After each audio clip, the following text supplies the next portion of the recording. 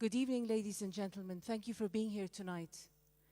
My name is Nadia Nakib, and I'm Senior Commissioning Editor at the American University in Cairo Press.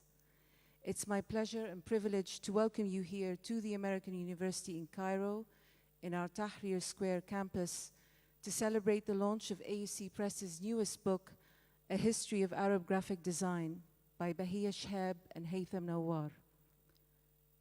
Could you please all just take a minute to put your mobile phones on silent? Thank you. I'd first like to thank Susan Inawi and Khalid Saoudi of the AUC Press Marketing Department for organizing this event. This is a truly unique book, the first of its kind to chart the history of Arab graphic design over the full course of the 20th century. It spans key designers from across the Arab world and a very wide range of graphic design uses, including books, magazines, newspapers, posters, adverts, stamps, and signage. Bahia and Haytham, both practicing artists and designers in their own right, traveled far and wide to collect the designers' personal stories and the stunning pictures of design work that you'll see in this book, many of them scanned or photographed from the designer's own personal, private archives. Bahia is Professor of Design and founder of the Graphic Design Program at the American University in Cairo, and the founding director of Type Lab at AUC, which is dedicated to promoting the documentation and development of the Arabic script. Haytham is Associate Professor of Design and Chair of the Department of the Arts at the American University in Cairo. He's also the founding director of the Cairo International Electronic and New Media Arts Festival. My own journey as editor with Bahia and Haytham began nearly 4 years ago when they first approached AUC Press with a proposal for a book about Arab graphic design. I still remember our first meeting on the second floor of the same building. Their passion and enthusiasm was evident from the very start and inspired us all throughout this project. A book like this comes about through the efforts of many people. Primarily, of course, the authors who not only wrote it, but also directed and oversaw its beautiful design. Alfona Mishler and Aya Sabri helped me with the editing, and our Associate Director for Editorial and Production Services, Miriam Fahmi, saw through the very complex process of producing this book with our printers in China. So congratulations, Bahia and Haytham, and thank you. I hope you enjoy this evening, which will begin with welcoming remarks from AUC President Francis Ricciardoni. Our authors will then give a 30-minute presentation, which will be followed by the opportunity for you to ask them some questions before our reception outside in the garden area, which is the area closest to Mohammed Mahmoud. Signed copies of the book will be on sale both in the garden area and in our bookstore, which is in the corridor on your right as you step out of this hall.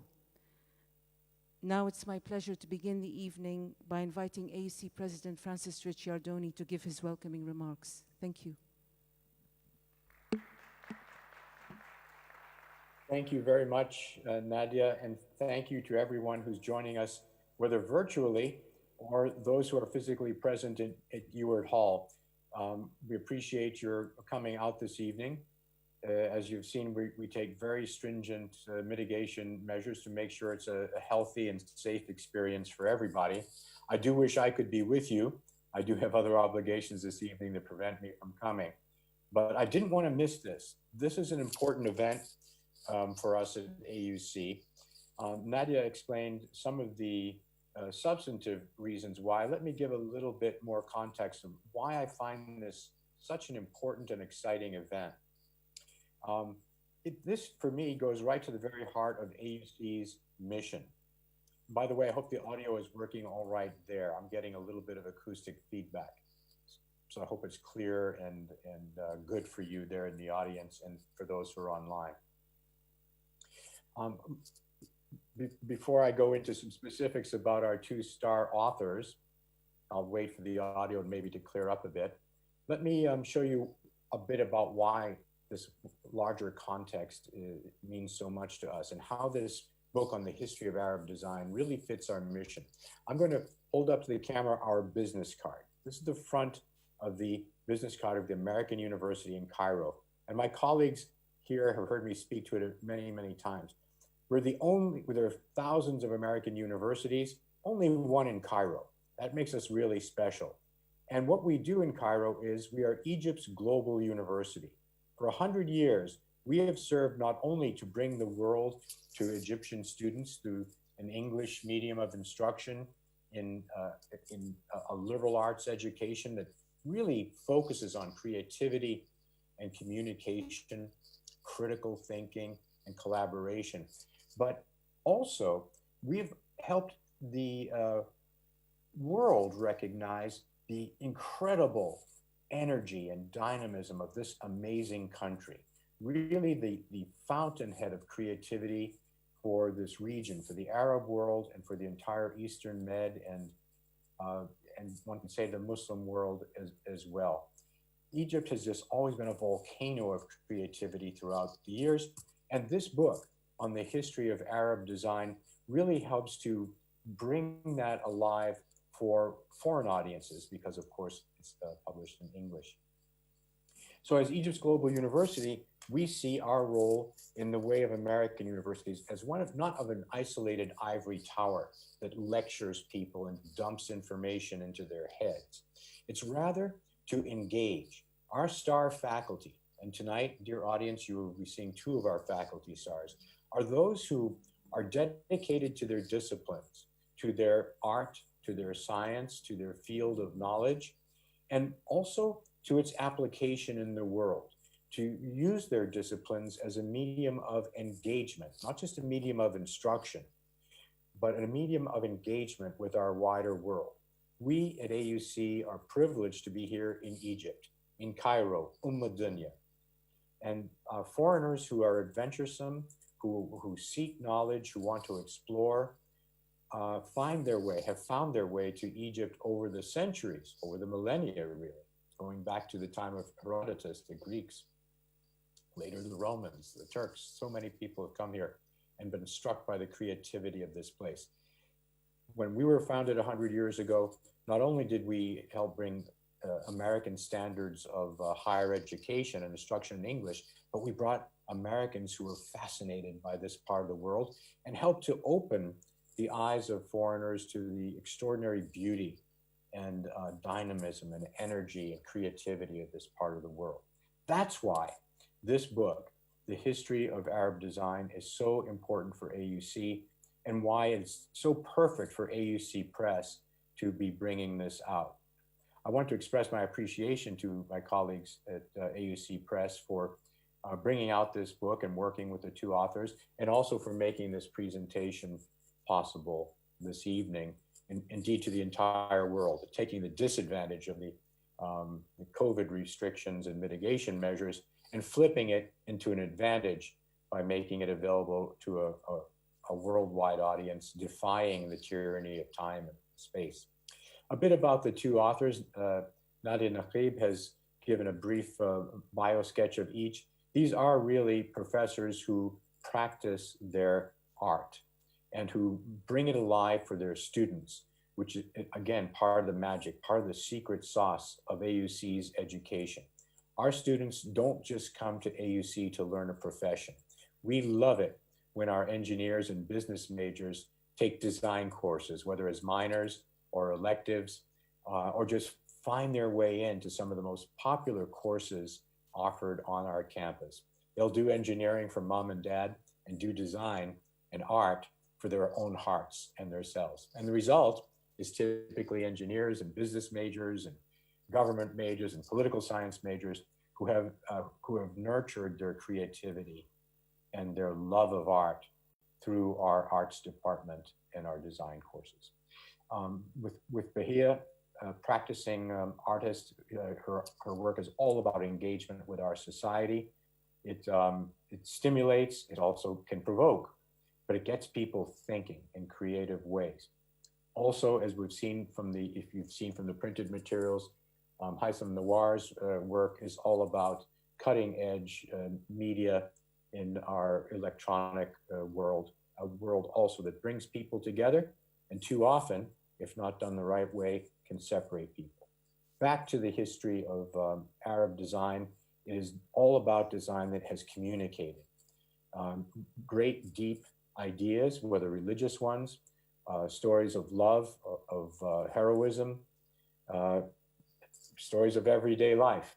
I love the cover of the book. I see the references to one of my favorites, what the Turks call karagöz, aragos in Egyptian Arabic, the puppet medium of expression. I'm so excited by this work.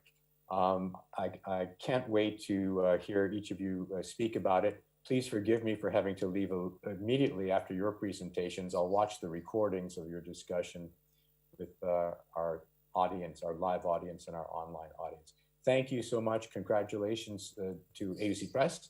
Congratulations to Bahia, Shehab, and to work. Best of luck.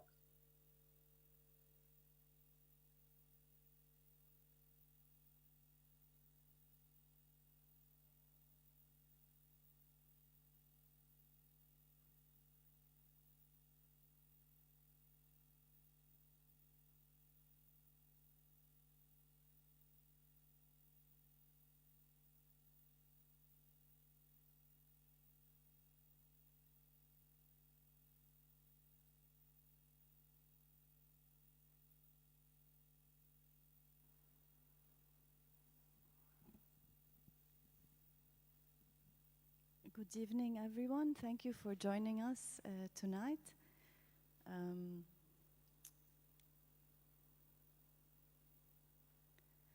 Thank you, Nadia. Thank you, AUC Press, and thank you, AUC, for hosting us.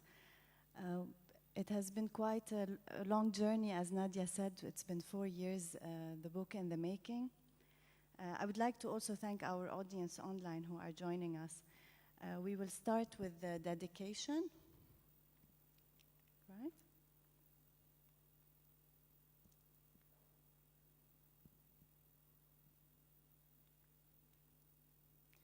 Yeah, so we wanted to dedicate the book to all the forgotten designers, because I think this is only the tip of the iceberg. The people are expecting, we're already getting complaints that not everybody's in the book, that we did not cover the whole history, but I think this is only the beginning.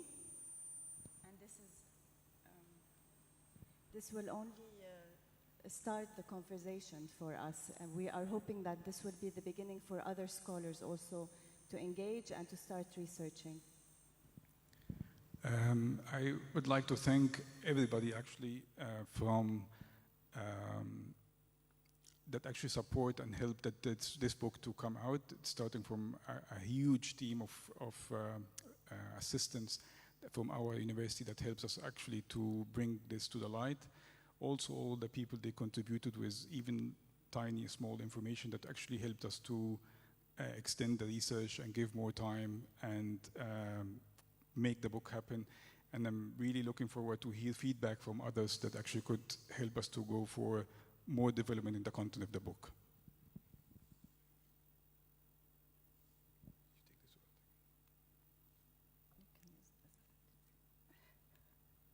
So we wanted to start with a very important idea, which is design before designers. And we said there were calligraphers and there were artists, but we will be sharing the work of a few calligraphers who we thought were important. Again, this is not everybody.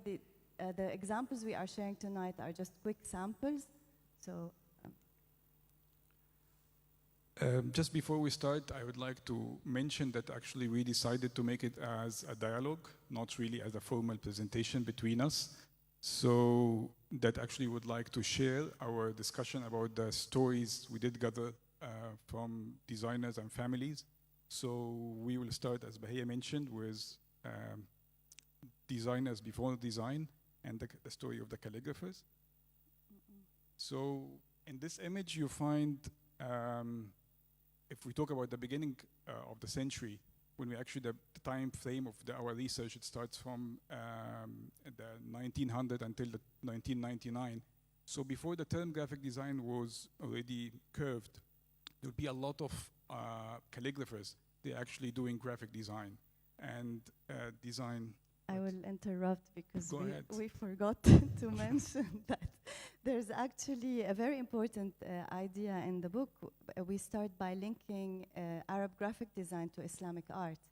And I don't think this has been negotiated or discussed before. And I think for the Islamic art historians in the room, I know a couple of you are here, it would be interesting for us to re-look at our visual heritage with the influence that Islamic art has impacted. And this is an idea heavily discussed in the book, because throughout history we go back and we look at Islam as a culture, not just as a religion, and how the visual language of Islam has impacted visual culture in the Arab world and I mean the greater Islamic world till today. So, and then we talk about the calligraphers. Yeah, the calligrapher, there is a huge part we talk about calligraphers, but we just only chose what we see from our point of view are actually a big influence into the graphic design.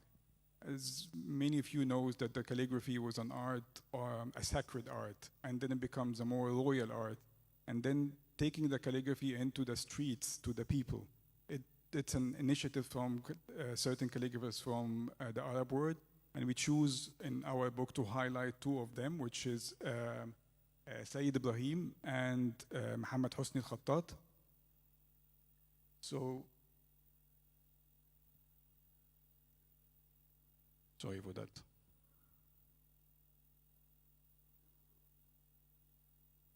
Jumps. Can start with Sayyid Ibrahim, and Sayyid Ibrahim, they call it in Egypt Amil al-Khatt al-Arabi, or the dean of the Arabic calligraphy. And Sayyid Ibrahim, he was actually teaching one day here at AUC Arabic calligraphy for continuing education, but also at the same time Sayyid Ibrahim was a poet, and he was part of the Apollo group. And we chose Sayyid Ibrahim because he did a lot of work, such as the business card, and I would call it the logotype of Ahmad Shawqi, Kulthum, Naguib al-Hamni, or many others. Actually, some politicians like Muhammad Naguib and even Kamal Abdel Naat. Also, some of his work, which is for the ones they know, the brand Shukrel. He designed the logo of Shukrel one day, but also he did a lot of lettering for films and cinema, like Yom Said. Yeah, so the important idea is that when calligraphers were before commissioned for the royal court or working on scribing the Quran and holy text, now there's more access to their work to a greater public because of cinema, because of the brands that were emerging after the war. And these are a few examples of that. But also the street signs. Yeah, so here again, some of the street signs that Sayyid Ibrahim, he designed, or he wrote it actually for the Egyptian streets, and the logo of the Mawlin al-Arab, the Arab contractors. Also the last version, what we know now from Al-Ahram newspaper, it's also by Sayyid Ibrahim, the Masr newspaper in Palestine. Same approach, I would say even much earlier, is Omar Rasim, and that was in Algeria. Omar Rasim was an artist, but also he was a designer and a calligrapher. And as you can see from the Maghreb area, how it is actually different, the way how Omar Rasim designed or wrote the street signs in Algeria. Also some of the cover of the Bible, as well as Al Jazair, which was a magazine. And he designed some of the advertising for that time in Algeria and North Africa in general as Shell. I mean, a sad story here. Actually, there's a very well-known calligrapher from Lebanon who, when we were in Beirut during the trip, we were hoping to find his work, Kamil al-Baba. Unfortunately, there was no archive. We met his family and there was nothing left, even though he was one of the most prominent calligraphers in Lebanon. So part of our research suffered because the kind of work that these calligraphers were doing or these designers were doing was not perceived as important because it was commercial. Archives or proper documentation of their work for us to study. So just to mention that we chose only 3 calligraphers, 2 from Egypt, and actually Mohammed Hosni al-Khattat, he's not actually from Egypt, he's Syrian, he immigrated to Egypt, and of course Omar Hassan from Algeria, but actually the book represent more than actually 30 calligraphers and their work, but just again, that's only sample for that. I mean, there needs to be a book about calligraphers in every part of the Arab world. We are simply scratching the surface with this. So for the design pioneers, we tried to contextualize each designers within their time period, and we were able to trace a flow of generations. So we found the ones we found of the earliest. We know that there will be others who we will be hopefully adding later, but the design pioneers are the people who we have recorded as the earliest designers who have started practicing. And also, so from the beginning of the century, if we talk about Arab designers, and we tried together to trace when was the first Arab designer he did actually contribute to the field. So there is a lot of designs that came to the cinema industry, so a lot of film posters, and mostly they were artists illustrating film posters, and so they commissioned calligraphers to write the title of the film. But first designer that we find in late 20s and early 30s was actually Abdel al-Sharif. And in the field of the fine art school, they call Abdel al-Sharif as the father of the graphic design. And Abdel al-Sharif, as I mentioned before, he started actually his work working for the film industry. So not just only as a designer, but also is very much interested in calligraphy and lettering. But also he worked as an actor, as a director, as a set designer. But for sure, he's some of the really very early films in the late 20s and early 30s of his work, as Al-Ma'allim Bahbah, Layla Mumtira. And also it's beautiful how the lettering, they started experimenting with different Arabic letters and creating new compositions with that. Yeah, just to think of the 30s, and they have that type of experimentation, when at the same time you saw the calligraphy of Said Ibrahim and Muhammad Hosni. So see how it was avant-garde in terms of design.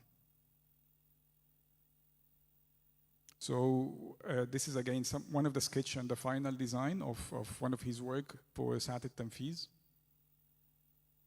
And he was commissioned by Muhammad Subih, and there's an institution have a monthly book called Kitab al-Shahr, and the magazine also is called Nida al-Hurriya. So he was designing the book for Muhammad Subih collection and the cover of the Nida al-Hurriya that was in the early 30s. And here's some of the other covers for Nida al-Hurriya.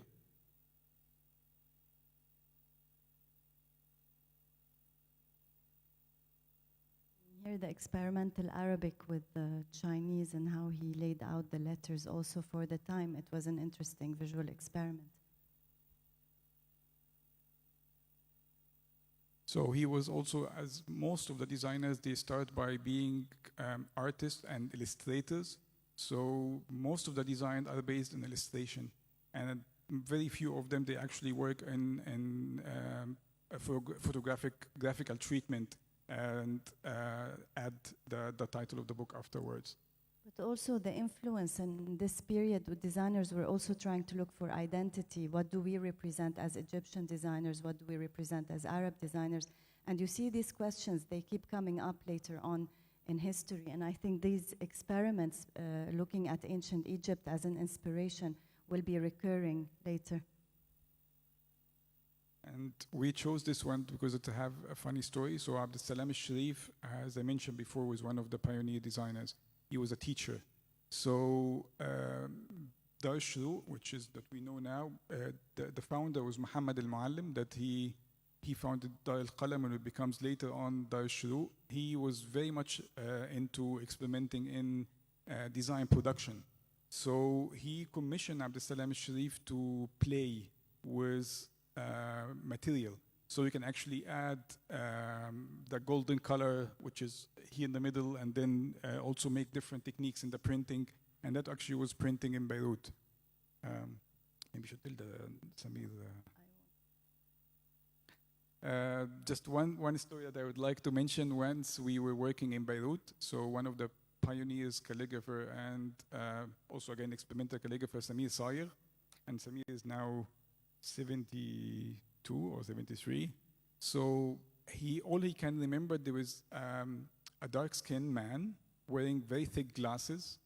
He comes every year to Beirut and sit in the coffee shop, Al-Ahwa, to gather with all young designers in Beirut. He couldn't actually remember the name, but he described Abdel Salam Sharif exactly, and he said he was giving us lessons every time he visits all young generation, which now they are actually 70 plus in Beirut, and giving them instruction about layout and book cover design.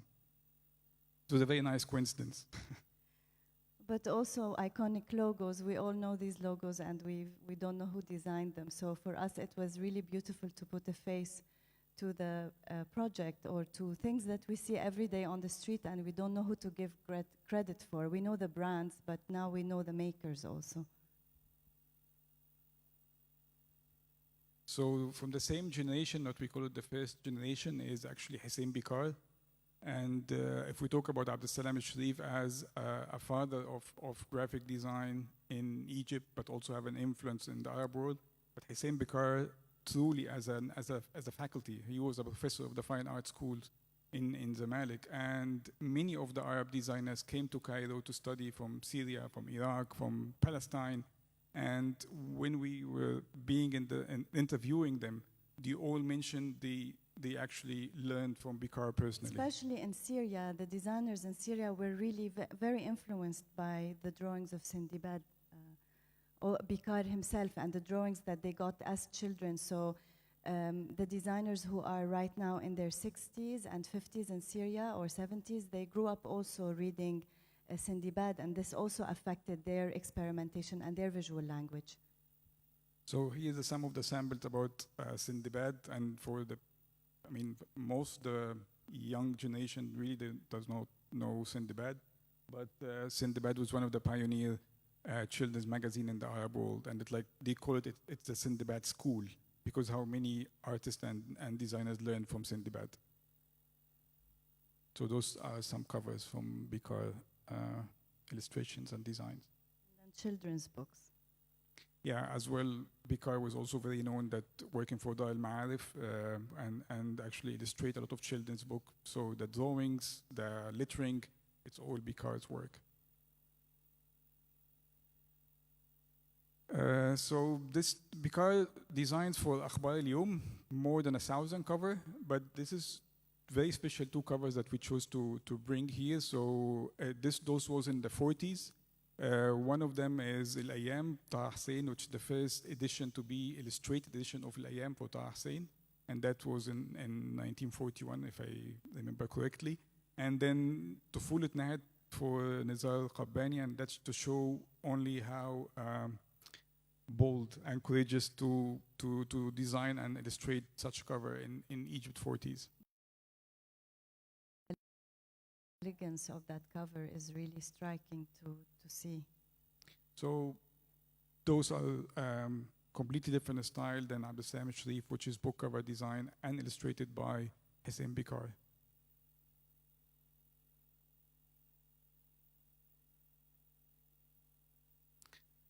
This is one of the very important projects that Bikar actually was commissioned for the Ministry of Information at that time to illustrate Abu Simbel with the actual colors and imagine how it was actually sculpted and painted before.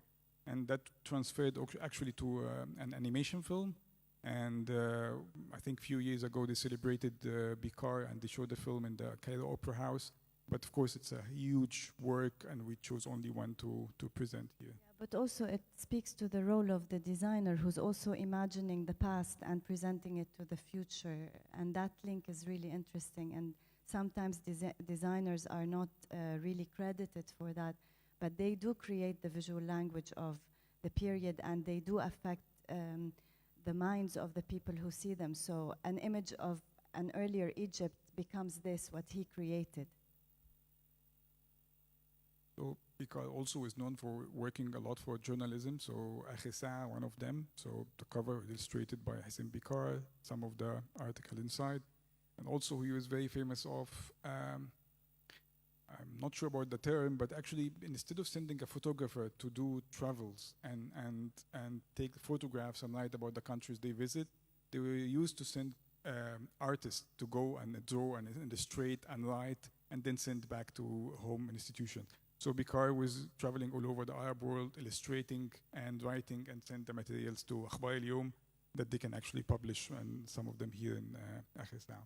So it's also important to note that designers were also visualizing political agendas, like this example here, the map of a unified, the new map of a unified Arab world, and they, instead of drawing borders and an actual map, he drew people with their outfits that are local to the place on the map. So that's also an interesting way to represent identity.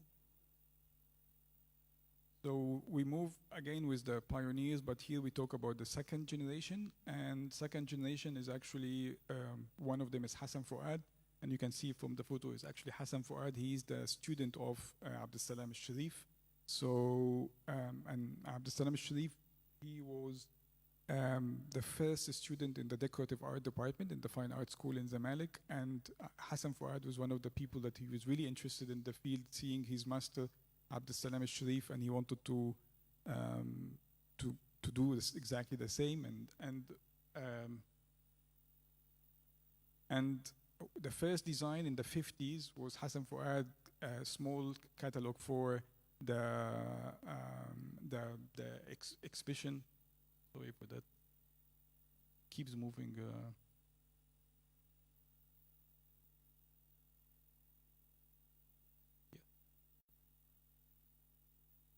Do you have another one?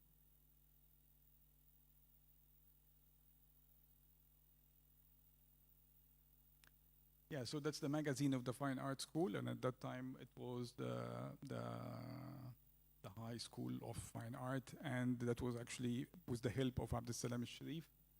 And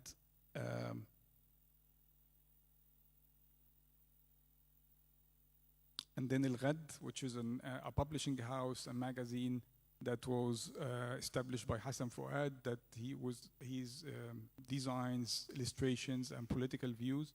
And because of several articles, he get into the prison. And the next approach was actually establishing another political magazine, which again, several times bring him to the prison because of the chosen photographs for the covers. And here are some of the book covers of Hassan Fuad. So we have a whole chapter on the Palestinian resistance, and again, this is another recurring theme that you will find in the book, that many of the designers of the time, there's a beautiful online archive called the Palestinian Poster Archive, and that was a very great resource for our research because all the posters, it contains all the posters ever created on Palestine. And actually, we started looking for names of our designers there, and we were able to trace their work, and it was really beautiful to see the relationship of these designers from Syria, from Lebanon, from Egypt, even from Morocco, who contributed with posters for free for the Palestinian cause. And again, this is another recurring theme that we will see today.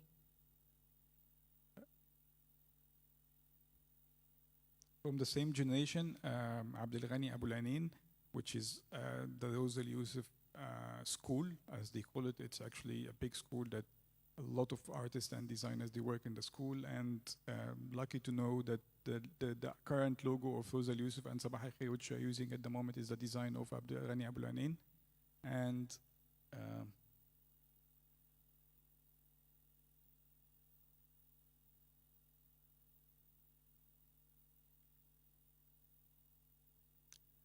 the remote is not working anymore.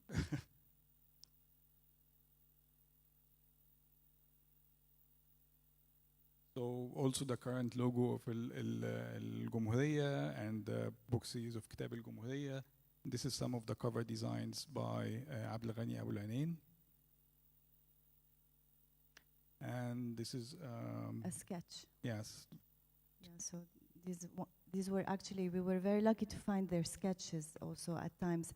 We would see their work in progress and then see the final and have a chance to compare as art directors what were their decisions and how that was changed along the way. So the creative process was also important for us to document for our students, keeping in mind that as young designers, for them going through this book, it's good to see also not just finished artworks, but process of artworks.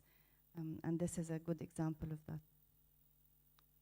Before actually moving to the next section, it just maybe later in the part of the question is to mention how hard it was to find those covers that we actually selected, or to find some of the sketches. We didn't really give yet an introduction about how people they actually perceive the field of graphic design, and that makes made actually our life extremely hard, because people, the artists themselves or the designers, they didn't really keep the work. We were trying to look forward and look for the old work. Yeah, so after we visited Beirut and Damascus, we worked in Cairo, we went to Morocco, we discovered that many of the designers actually live in the diaspora. And these were generations of designers, not just one or two prominent ones. Then you look historically, and then you notice that, okay, first Palestine, then there was the war in Lebanon, and then Iraq, and then now Syria. So we discovered that a lot of the designers moved abroad to the West, mainly Europe and the States, but they continued developing work for the Arab world, even when they were in the diaspora. And we felt that it's very important for us to speak about graphic design beyond the geography of the Arab world only. So we did not limit our research to the countries per se, but to designers who also belonged in terms of their identity and their visual language to the region. So we selected a few designers in the diaspora. So there was a huge immigration from the 60s and the 70s in Iraq, and some of them is actually, one of them is Hashim Samarji, which he lives now at the moment in London. And Hashim Samarji, he's an artist himself, but also in the 70s, once he graduated from the Seven Art School it's one of my favorite covers in Baghdad. He was encouraged by Nazim Ramzi, which is an elder generation, that actually he opened a private print house in Baghdad, and he was actually inviting all young fresh graduates from the Fine Art School in Baghdad to work in his print house, to have the layout, cover design for magazine and books. And the other way around is actually working for the Ministry of Information in Baghdad and work for the state. But go ahead.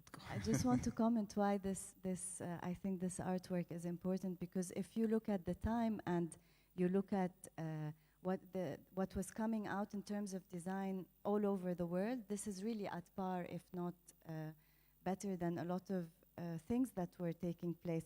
And to me, for a designer to be so connected to the global conversation on design was very interesting. And we again see that recurring. And I think this is what we tried to highlight in the book, is that these designers, yes, they were concerned about the problems that were taking place in their part of the world, but they also knew of the visual language and the global dialogue that was going on about design, and they were contributing to that in their own way. So that's the design of the first Biennale for Arab art, and it didn't continue. Egypt was not one of the first participating countries, but he designed the logo of the Biennale and the poster. You remember where did you saw this poster? Here in Cairo? That's some of his designs for the Wasti festival. Yeah, I just want to point the Islamic art influence here, and again, it's very clear that they worked with the square kufic and geometric motifs to create a poster that's almost illegible if you're not familiar with the square kufik, but the word Baghdad stands out, and the marriage between. And again, here posters for the state. And another designer in diaspora from the same generation, same school, is Rafi Nasri. And Rafi Nasri was also a printmaker, an artist, but also a designer. He lived actually here in Cairo for 10 years, and he lived in Amman, and we'll show you some of his designs. But also the question arises when you meet these designers is, where do we leave our archive? Somebody like Nasser, whose work is beautifully documented by his wife, who we met in Amman. And the question she was raising, that now we don't live in Iraq, but we live here, and we have all his work, and I don't have children, and who do we leave this work for? So there's also, even if you have your work documented, we don't have institutions who are there to look after this kind of work, especially if you are a designer in the diaspora. Actually, from our experience, Nasser Rafai was one of the lucky ones because of his wife, Maya Muzaffar, she's an Iraqi author and an art critic as well, that she collected and she kept all his archive, and she created also a museum. And an award in his name. And an award with his name. But her only problem, or not going to say problem, that was in Amman, not in Baghdad. And that was really sad, and you can see it in her eyes.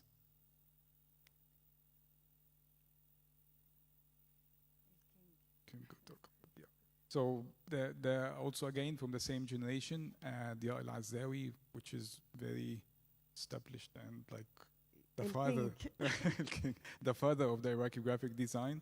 And he's actually the only one that has the whole archive of design in Iraq in the 60s, 70s, and 80s. He collected everything about Iraq in his personal collection. And he provided all the material about Iraq in the research. I mean, an activist, a generous researcher with a beautiful archive.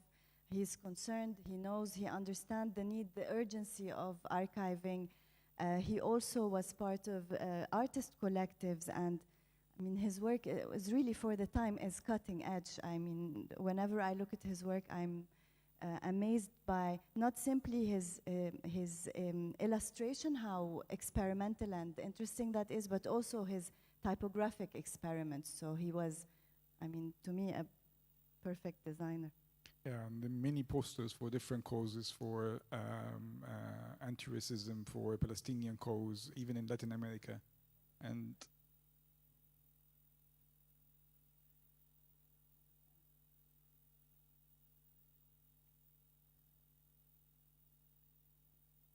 yeah, some of the early posters in the 60s. Of his work, again, you see Palestine recurring, but also the massacre of Tell al-Za'atar. He created a beautiful book about it.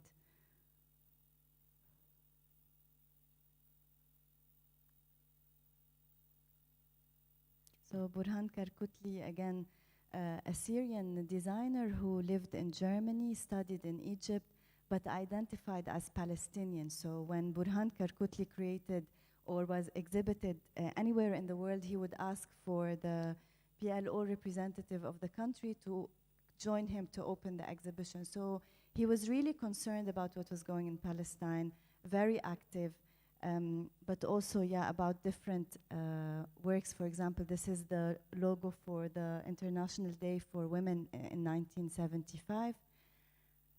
And then he has this really strong, rich visual language that combines between folkloric, the moon-eyed beauties, Qajar art, if we can also add that, and the intricacy of minimal art, you know, the miniature art. Sorry.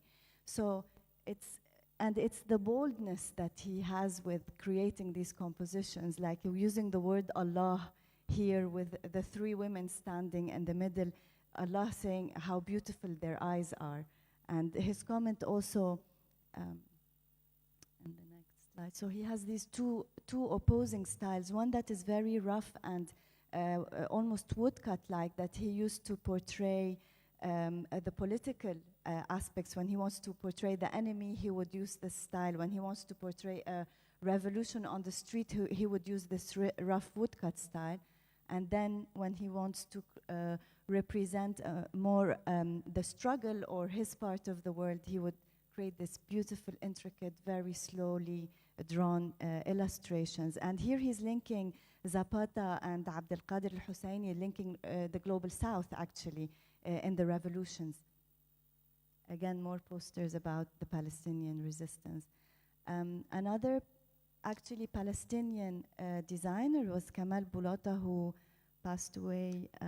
One of the lucky ones, again, that we had the chance to meet him, not personally, but with in one of Berlin. our assistants in Berlin. So he lived in different parts of the world, in the US, and then he migrated to Europe. He is very well celebrated also as an artist, and this is what we forgot to mention, is that many of these designers are actually practicing, very successful, very well-known artists, and they would do design on the side.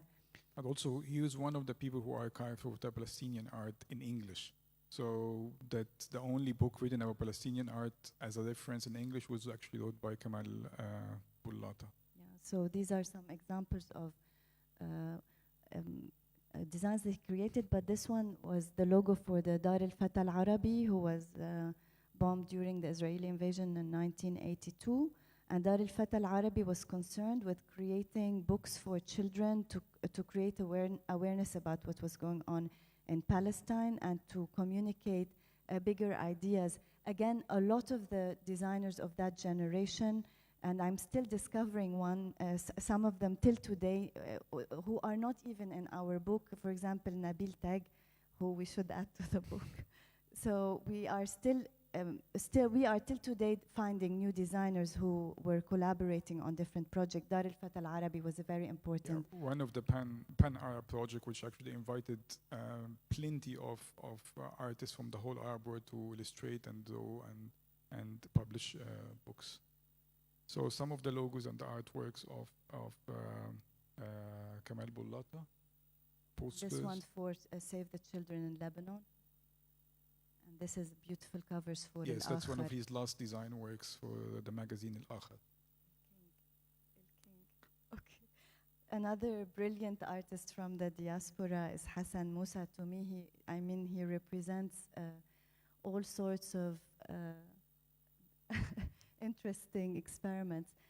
So during the time when he was in Khartoum in the 70s, there was no internet, obviously, and they wanted to create, to communicate ideas against the regime. So he created Johannam, which is a newsletter, a political newsletter that collected all the ideas of the intellectuals of Sudan that were in opposition. And he had a very interesting technique. He would make 10 copies of this newsletter and give it to 10 trusted people. And then he would ask these 10 people to make 10 copies and distribute them. And he told us that till today he meets people who have read his Johannam. He doesn't know who they are, but I mean, this is pre-internet. He's online today. You can find him on a lot of Sudanese online chat rooms. Hassan Musa, he lives at the moment in south of France. South of France, and he have a publishing house with his wife, and he published several books, but that's not one of them. Yeah, this is, but this is really interesting because this is a book that was published with in Sudan in 1977. So you had mermaids and yeah, beautiful illustrations. That's one of the books in his publishing house with Abgadiyat Shahrazad, L'Alphabet de Shahrazad, which are having the whole alphabet with the female figure. And these were also created with a publishing house in France. But again, the Islamic tradition being reinterpreted by designers today and re-explained or represented. And that's another book called Inshallah, and another work of his work. Then there is also another part of that we have. It's design for culture, with many of the designers, they actually worked for culture projects, and that started from 50s until now on, like some of them, like in the whole Arab world, like the Alexandria Biennale in Alexandria, or Baalbek Festival in Lebanon, or Carthage in Tunisia. And we will highlight some of the designers they will work for the culture. One of them is the Nagi Shakir, which is also, again, a multidisciplinary artist that he worked for graphic design, set design, puppet design, and for cinema as well. And so, as many of them, they started also with Sabah al-Khair school. He designed and worked some covers, and he illustrated magazine and published stories. And one of them, actually, for the Al-Hilal Muzakkarat Hussan, is a memoir of a horse. And the whole collecting the material and the whole art direction is by Nagi Shakir. But it's a beautiful book because he also researches how horses are represented everywhere, and this is a children's book. So again, the concept of creating a book for children that is heavily researched and well presented and beautifully art directed was also a breakthrough. And then he also worked for cinema. He designed most of Yusuf Shaheen posters. One of them is the Skindriya Y. And Helmi Touni. Yeah, so we were lucky actually to host or create retrospectives to both of these artists, Nagi Shakir and Helmi Touni. We have honored them with retrospectives at AUC and looked at their work. So Helmi Touni is one of the most established, well-known Egyptian designers till today. During a certain period of his life, he moved to Beirut and developed experimental posters, but also children's books. Yeah, so part of his work, he was working here, and then he moved to Beirut, also with the Al-Qalam, and down, because one slide down. Yeah, down. Down? To the Saphir logo. So this is, it's the posters there and the logo here, and then we move back to the children's book. I just wanted to say that he works between for Dar al-Shuru in Beirut with Muhammad Ma'allim, and then afterwards with Ibrahim Ma'allim, and then after the return to Egypt, he still also published a lot, designing layout for journals, magazine, and book covers, and children's book. Go back to this. Back. Yeah, so this is an award-winning children's book series, and it's again, it's we can see a bit of what Burhan Karkutli was doing almost a few decades before. You can see the continuity with the miniature style, the moon-faced beauties, etc., and the Islamic frames. So some of the old covers of Helmi Touni. And then we will move after to Muhammad al-Malehi, which actually he passed away last week. And Muhammad al-Malehi is a cultural figure. He's a designer and artist in Morocco from Asila. The festival Asila, one of the early 70s cultural festival on the ocean. And Muhammad al-Malehi and Muhammad Shab'a and Bilkahia, they established the Casablanca School as an art movement in Casablanca, and they changed completely the art and design scene in Morocco. And this is one of the posters, the exhibition they did participate together, I think in 1965. And yeah, so in parallel in Iraq, Dia Azzawi and the others were also creating artist collectives and looking at the identity of their heritage. So and also you had the Khartoum school. So you had schools in different parts of the world re-emerging and reconsidering their identity. And this is in parallel. They were artists, but also they were creating design works. So this is the publication that actually work together, which is called Souflis and Fes. And posters for Palestine from Muhammad Malehi, and one of his personal exhibitions posters. His gallery, El Ain, his studio, Ashuf. Also that some logos. So yes, we need to move faster. So cool. Fine, two last sections. So design for politics. Obviously, as we mentioned earlier, a lot of the designers were very concerned with what was going on. So So designers were visual translators of the politics of their time. And one of the brilliant examples. So Mohammed Heggi, he also illustrates, and he worked for several magazines and publishing houses in Egypt and in the Arab world. And one of his work is actually the memoir of his brother that he died in the war in 1973. And one of the brilliant books that actually... This book is banned. Shimali Min, yes.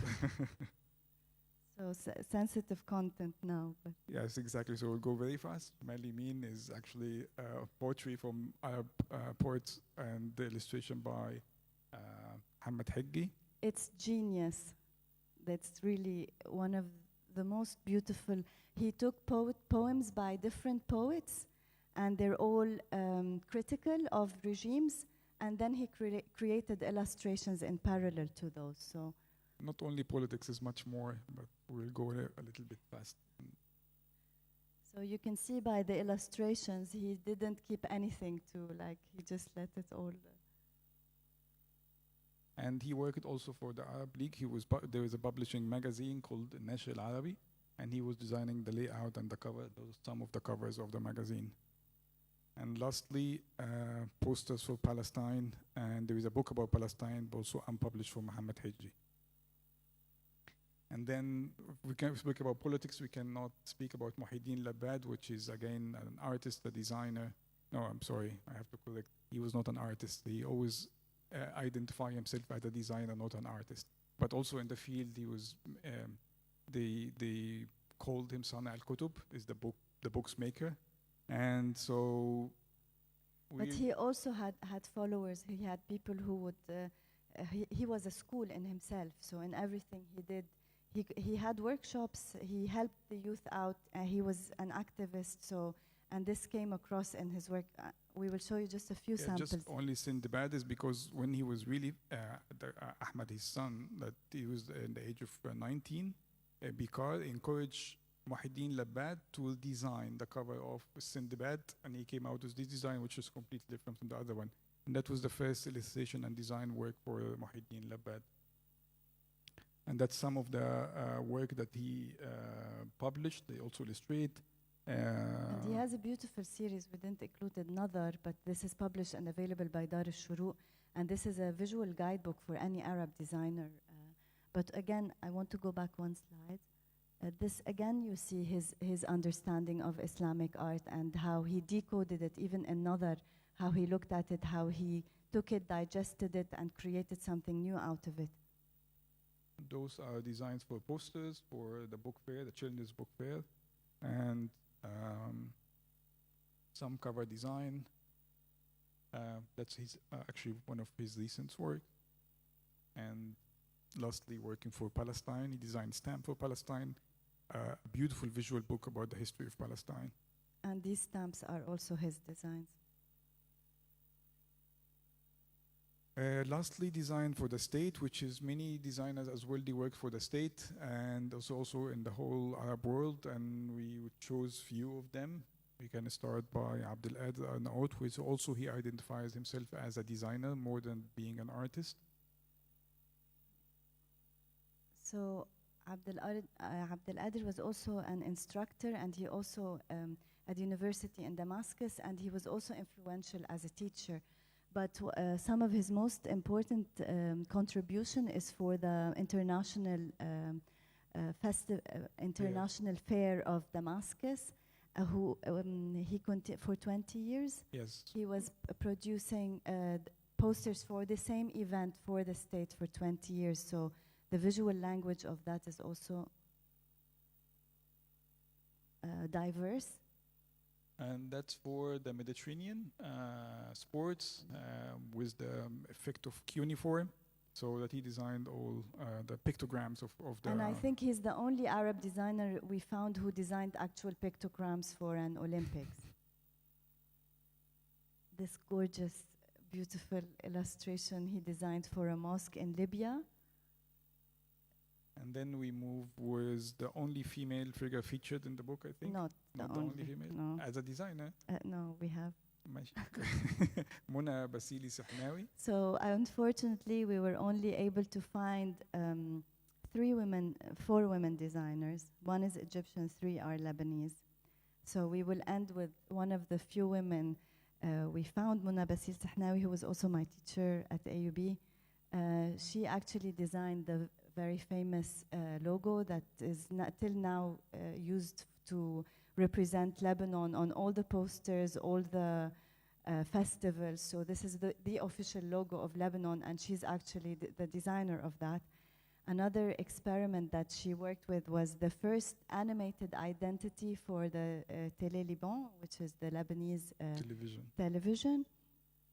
And she created these beautiful tourism posters that were in the 70s hanging all around tourist shops in different parts of the world. And this is how Lebanon was represented to the world through her illustrations and her visualization of the map. And finally, she also has a big set of work on stamps, which she collaborated with different entities to create a lot of stamps. We're only showing one example here, but I'm hoping to find more women designers, so if anybody knows of them, please let me know. There's not a lot of visuals for women. We hear stories, but we never actually find the work. We heard that Inji Aflatun also designed. At some point, we couldn't find anything by her, but I think this concludes our presentation today. And thank you very much. Thank you. And sorry if it took us that long.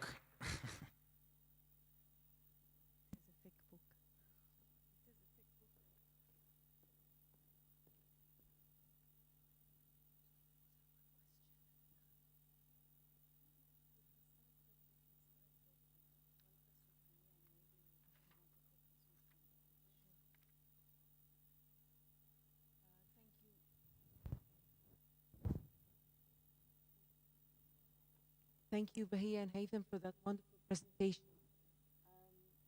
I'd like to kick off the questions and answers with a question from me.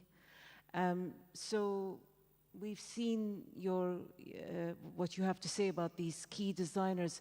What are do you think, the main ideas, the key ideas that people will take away after reading your book? What are the key ideas or themes, if you like? To me, the main idea is continuity. I mean, this is the reason why we wrote the book, is for designers to know that there is a history and it's very rich, and that they have a tree that they are growing from, and they can look at the past and be inspired. So to me, the most important thing is that people come away from this knowing that this history exists in the first place. Because but are there any themes, styles, dominant styles of design that emerge in the book? I mean, you mentioned the minimalist style in the 30s, but or are they very individual? No, it was very much inspired by the time. As I said, they were in conversation with what was going on globally as a conversation, but also there was always a question of what do we look like as Arab designers and what is our language. So I can't really trace a style, but there are, as I said, Islamic art, for example. We did not mention that Burhan Karkutli has one of the few examples of psychedelic typography. So they come and they go, but there is no one consistent system that we can speak of. Would anyone in the audience like to ask a question?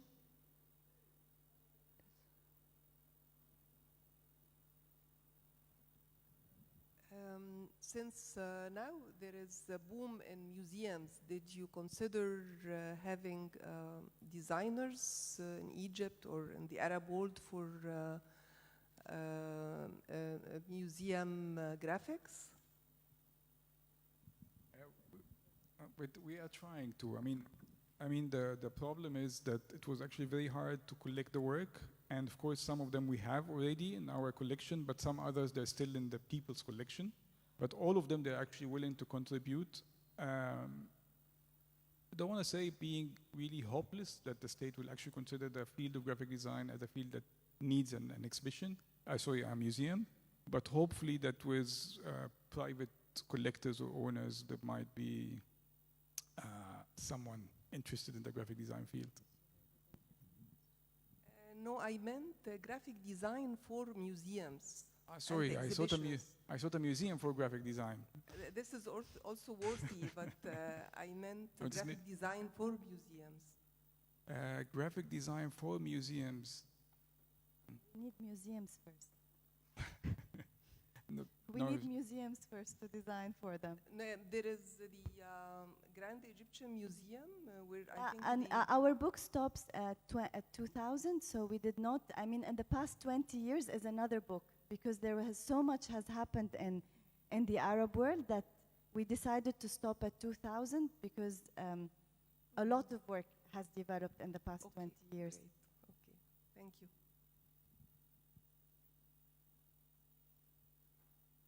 Anyone else?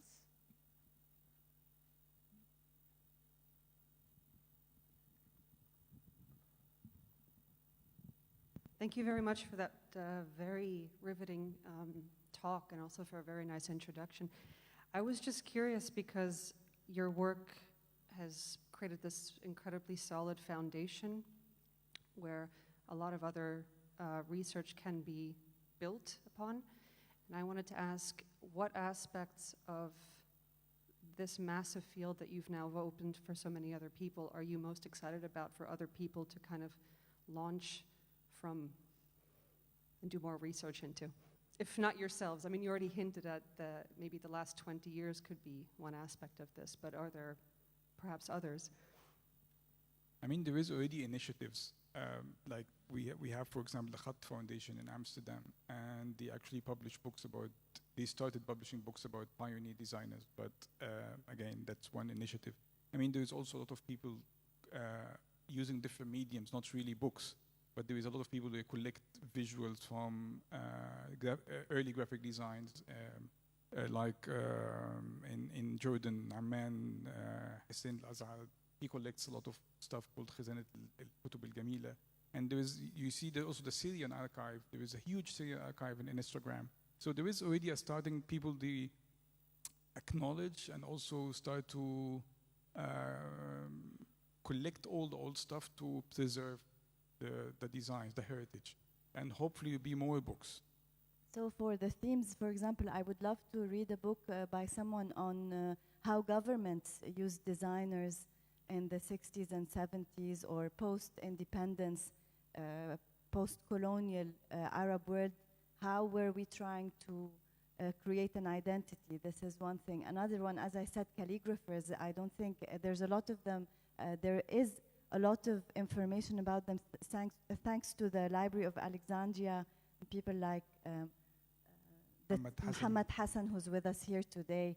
They are doing a lot of beautiful work documenting calligraphers, and I think the same needs to happen for calligraphers in different parts of the Arab world, and link it to Turkey and Iran and how this language, this knowledge was being exchanged amongst them. Socialist design in the Arab world. So, I mean, I can go on till tomorrow. But I mean, also the newspapers and magazines. I mean, there is a lot of documentation. Yeah, that this field didn't actually been investigated visually.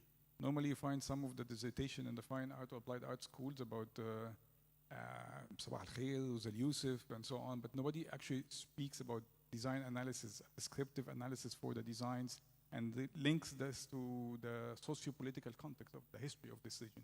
And also tracing the schools and how they influenced each other. So we already started pinpointing schools and how did, there was actually a dialogue between these. A lot of artists from Syria came and studied in Egypt, and they then went to Europe and kept writing letters to their colleagues in Cairo. So I would like to also know this dialogue, how it drove them and how it influenced their designs. How were they influenced by each other's designs? And that dynamic is also a riddle I would like to discover. So lots. Okay. Anyone else? So what what do you think the influence, the recent explosion of protest signs and memes and social media self-expression, which came out after the Arab uprisings in 2011, do you think that's had a huge impact on graphic design? What kind of an impact do you think it's had? I would say, I mean, we are scholars and we write books, and you are AUC Press and you publish books. But the mediums actually are very different. Now you see people are actually interested and they express visually and they relate for the younger generation more actually than books. And you see plenty of examples on Instagram and Facebook and Twitter, visuals. And people, they express visually. And again, design is about communication. So they communicate visually with each other, and then they create their own language. And our role is that we need actually to analyze and see beyond just only using these visuals. And that's, again, another project to write about. Okay. I think that's it. Yeah. Okay, thank you for everyone. As I said before, you can, books, signed copies of the book are on sale in the garden area and in the bookstore. Thank you. Thank you for joining us. Thank you all. Thank you.